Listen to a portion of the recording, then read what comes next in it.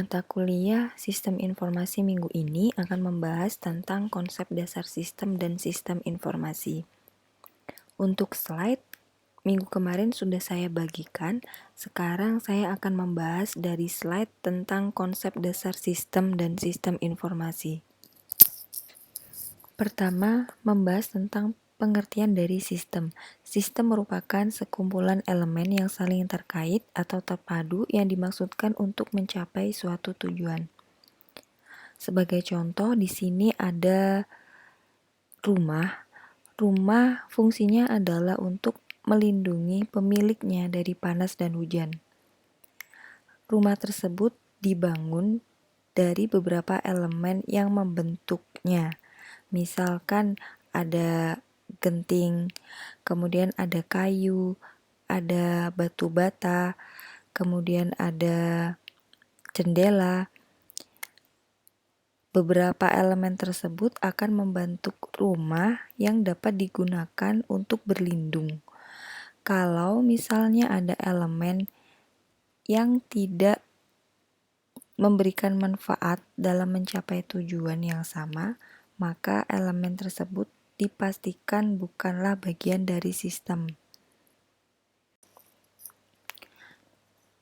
Adapun elemen pada sistem yaitu ada tujuan, masukan, keluaran, proses, mekanisme pengendalian, dan umpan balik.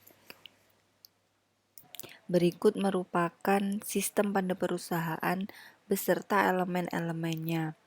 Elemen-elemennya seperti masukan digunakan untuk diproses, kemudian setelah itu hasilnya menjadi keluaran yang akan digunakan untuk umpan balik untuk keperluan mekanisme pengendalian. Di sini mekanisme pengendalian atau kontrol mekanisme digunakan untuk mengendalikan baik masukan maupun proses. Jadi tujuan dari mekanisme pengendalian adalah untuk mengatur agar sistem berjalan sesuai dengan tujuannya. Elemen-elemen sistem yang membentuk sistem tersebut mempunyai batas sistem. Batas sistem ini yang memberikan garis atau memberikan batasan antara sistem tersebut dengan lingkungannya. Lingkungannya misal seperti pemerintah, pemilik, vendor, pelanggan, pesaing, dan lainnya. Setiap sistem memiliki goal masing-masing. Goal-nya bisa hanya satu atau bisa banyak. Fungsi dari goal adalah sebagai pemotivasi pengarah sistem. Jadi kalau suatu sistem tanpa goal atau tanpa tujuan, maka sistem menjadi tidak terarah atau tidak terkendali. Begitu pula pada suatu sistem informasi. Jadi setiap sistem informasi itu memiliki tujuan masing-masing sesuai dengan apa yang dikerjakan oleh sistem informasi tersebut. Misalnya sistem informasi manajemen, fungsinya adalah untuk mendukung kepengurusan manajemen. Misal lagi kalau ada sistem informasi untuk pengambilan keputusan, berarti tujuannya adalah untuk mendukung pengambilan keputusan manajemen. Kemudian di sini ada elemen dari sistem yaitu berupa masukan atau input. Jadi maksud dari input di sini adalah segala sesuatu yang masuk ke dalam sistem dan kemudian menjadi bahan untuk diproses. Macam-macam input ada dua jenisnya, ada yang berwujud dan ada yang tidak berwujud. Kalau berwujud contohnya misal di perusahaan pengolah makanan, inputnya berupa bahan mentah atau bahan baku. Kemudian untuk input yang tidak tampak misalnya adalah informasi pada suatu perusahaan jasa, misalnya jasa fotografi. Nah, permintaan jasa dari pelanggan yang minta untuk difoto misalnya, itu adalah salah satu contoh dari informasi yang tidak tampak. Kemudian pada sistem informasi, input bisa berupa data transaksi dan data non-transaksi. Data transaksi ini adalah data hasil dari bisnis atau kegiatan bisnis, misalnya seperti data hasil penjualan, kemudian data hasil pengeluaran. Kemudian data non-transaksi misalnya seperti surat pemberitahuan, surat keputusan, dan lain-lain. Elemen selanjutnya yaitu proses. Proses di sini adalah bagian yang melakukan perubahan atau transformasi dari masukan menjadi keluaran. Keluaran yang dihasilkan oleh proses bisa menjadi keluaran yang berguna. Contohnya misalnya seperti bahan baku diproses menjadi suatu produk. Produk tersebut adalah keluaran yang berguna. Contoh misalnya keluaran yang tidak berguna, bahan baku yang diproses oleh perusahaan itu akan menghasilkan suatu limbah. Nah, di sini limbah adalah contoh dari keluaran yang tidak berguna. Kemudian pada sistem informasi, proses dapat berupa suatu tindakan atau suatu kegiatan yang bermacam-macam. Misalnya seperti melakukan perhitungan. Jadi contoh dari data transaksi diproses untuk dihitung berapa banyak transaksi yang telah dilakukan dalam 1 hari atau dalam 2 hari, misalnya seperti itu. Selanjutnya, elemen pada sistem berupa keluaran atau output. Keluaran merupakan hasil dari pemrosesan. Kalau pada sistem informasi, output bisa berupa suatu informasi, kemudian bisa berupa saran, bisa berupa laporan. Tergantung dari kegiatan yang dilakukan oleh sistem informasi tersebut.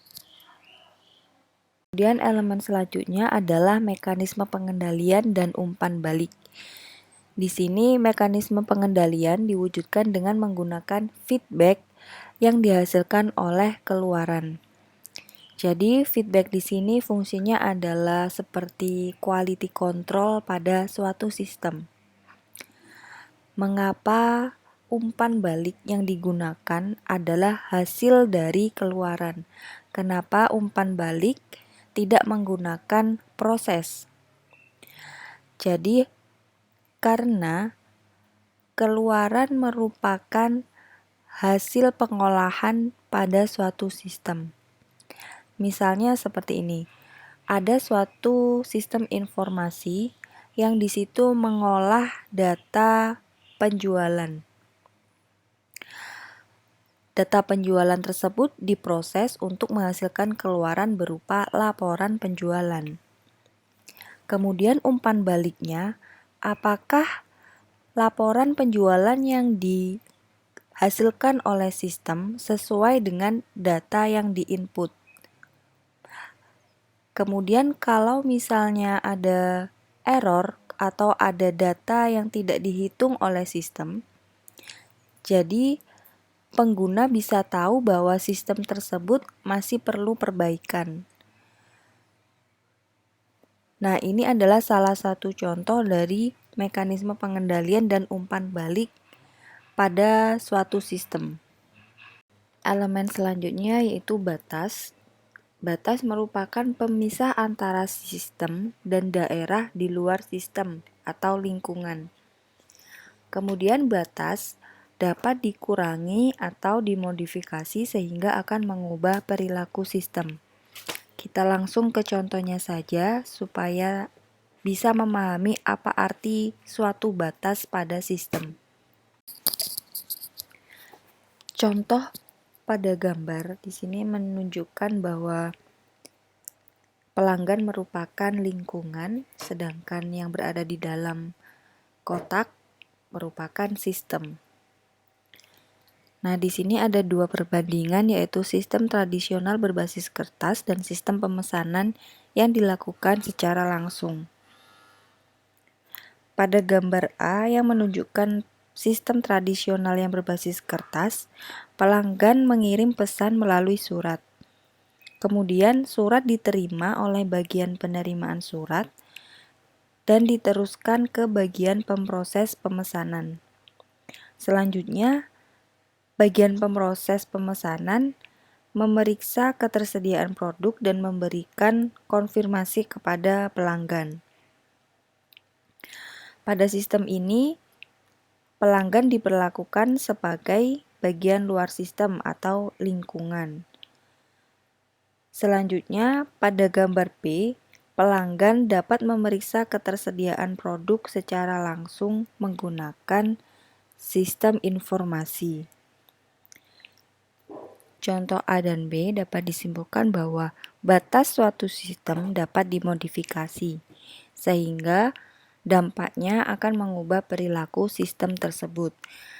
Jadi dari sistem berbasis kertas diubah menjadi sistem pemesanan secara langsung, sehingga perilaku dari sistem tersebut juga akan berubah.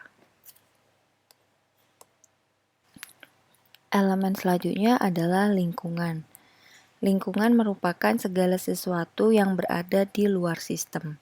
Contohnya seperti vendor, pelanggan, pemilik, pemerintah, bank, dan pesaing. Selanjutnya, terdapat subsistem. Jadi di dalam sistem, umumnya tersusun atas sejumlah sistem yang lebih kecil. Di dalam sistem ada sistem lagi. Nah, sistem yang ada di dalam sistem itu ada namanya subsistem. Contoh dari sistem dan subsistem, misalnya di sistem informasi perusahaan terdapat subsistem berupa sistem informasi akuntansi, sistem informasi pemasaran, dan informasi produksi. Nanti di dalam sistem informasi akuntansi juga terdapat lagi subsistem yang ditampung oleh sistem informasi akuntansi. Kemudian ini adalah antarmuka subsistem. Jadi sebuah sistem sebenarnya terdiri atas beberapa subsistem. Sedangkan masing-masing subsistem memiliki batasan tersendiri, di mana masing-masing subsistem itu saling berinteraksi satu sama lain untuk mencapai suatu tujuan yang sama. Ilustrasinya pada gambar yang menunjukkan tentang antarmuka subsistem. Subsistem satu dengan subsistem yang lain dihubungkan dengan antarmuka subsistem yang berupa garis panah bolak-balik. Sebenarnya antarmuka subsistem itu tidak selalu mempunyai interaksi bolak-balik, tapi bisa saja hanya mempunyai satu arah. Ilustrasinya, misal ini adalah sebuah perusahaan makanan. Jadi anggap yang berada di dalam lingkaran besar ini adalah sebuah perusahaan makanan. Perusahaan makanan mempunyai input berupa bahan baku mentah, keluarannya berupa produk snack. Dalam perusahaan ini terdapat beberapa subsistem. Misal, subsistem pertama adalah divisi IT yang mempunyai sistem kinerja sendiri. Kemudian divisi yang kedua adalah divisi keuangan yang mempunyai sistem kinerja sendiri. Kemudian dua divisi ini saling berinteraksi satu sama lain. Misalnya divisi IT membantu pengembangan software untuk divisi keuangan. Sedangkan divisi keuangan memberikan masukan kepada tim pengembang IT tentang apa yang dibutuhkan pada divisi keuangan. Sehingga interaksi dari dua divisi ini menunjukkan bahwa interaksi antar subsistem bertujuan untuk mencapai tujuan atau goal dari perusahaan. Dan bila suatu sistem menjadi bagian dari sistem lain yang lebih besar, maka sistem yang lebih besar ini dinamakan dengan supersistem. Contoh, untuk pemerintah pusat, ini merupakan supersistem dari provinsi.